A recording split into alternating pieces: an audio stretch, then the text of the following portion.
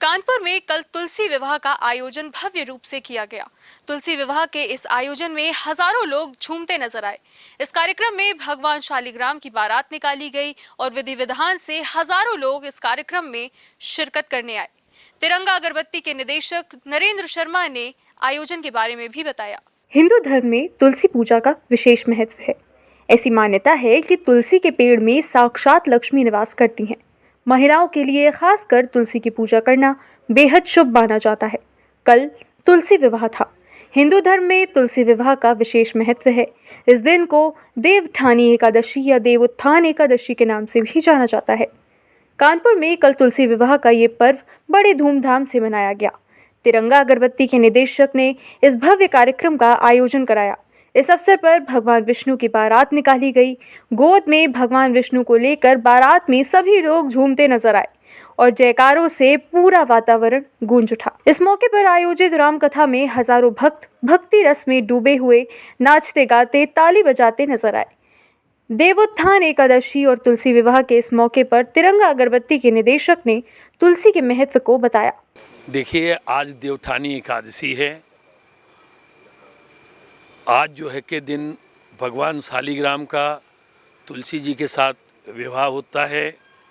चूँकि हम लोग पिछले 17 वर्षों से अनवरत यहाँ राम कथा का आयोजन कर रहे हैं, तो उसमें तुलसी विवाह मनाया जाता है और मानस में तुलसी की चौपाई और तुलसी का पौधा, उसकी हमारे सनातन संस्कृति में उसका क्या महत्व है, उसकी क्या विशेषता रही है, उसको हमारे संस्कारों में ये चीज़ जुड़ी रही थी कि हमें तुलसी के पौधे को पूरी तरीके से सेवा करनी है और तुलसी की चौपाई को अपने जीवन में आत्मसात करना है।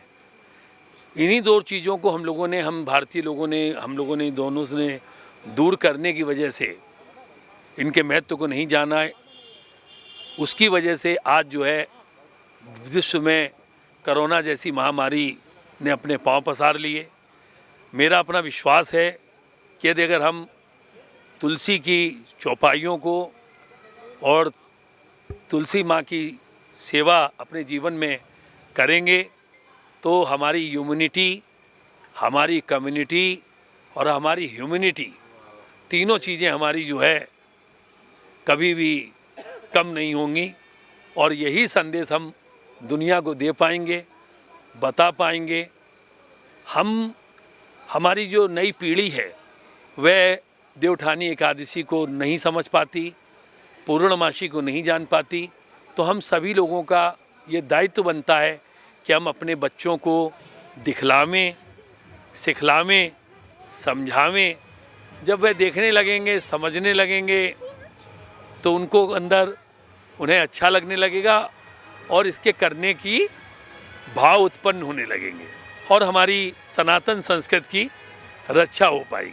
पौराणिक कथा के अनुसार एक बार माता तुलसी ने भगवान विष्णु को नाराज होकर श्राप दे दिया था कि तुम काला पत्थर बन जाओ, जिसके बाद इस श्राप से मुक्ति पाने के लिए भगवान विष्णु ने शालिग्राम पत्थर के रूप में अवतार लिया और तुलसी से विवाह किया। तभी से शालिग्राम और तुलसी के विवाह को एक त्योहार के तौर पर मनाया जाता है। माता तुलसी को माता लक्ष्मी का भी अवतार माना जाता है। भगवान विष्णु के आशीर्वाद के अनुसार जो मनुष्य कार्तिक एकादशी के दिन तुलसी के साथ भगवान विष्णु का विवाह संपन्न कराएगा, उसकी हर मनोकामना पूरी होगी। बिना तुलसी दल के शालिग्राम या विष्णु जी की पूजा अधूरी मानी जाती है। शालिग्राम और तुलसी का विवाह भगवान विष्णु और महालक्ष्मी का ही प्रतीकात्मक विवाह माना जाता है।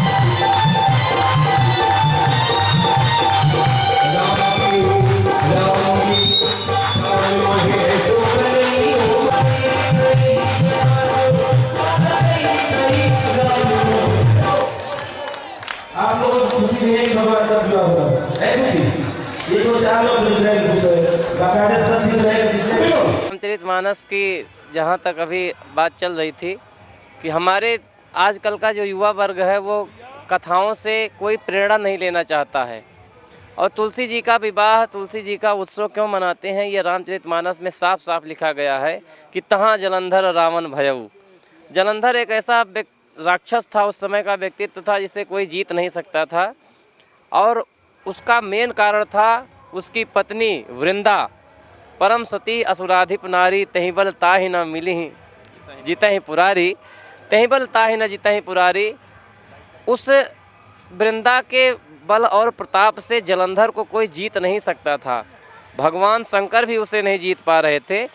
तो जब भगवान श्री हरि नारायण को ये बात मालूम पड़ी, उनको देवताओं ने आग्रह किया, वो वहाँ उपस्थित होकर के उसके साथ में उसका पातिव्रत धर्म नष्ट करने के लिए वहाँ उपस्थित हुए और उन्होंने जलंधर का वेश बनाया। जलंधर का वेश बना करके जब वृंदा के समक्ष गए उसका पातिव्रत धर्म नष्ट करने के लिए, तो वो तो उसका पातिव्रत धर्म तो नष्ट हो गया, लेकिन वो पहचान गई भगवान को और उसने कहा तुम जलंधर नहीं हो, कोई और हो।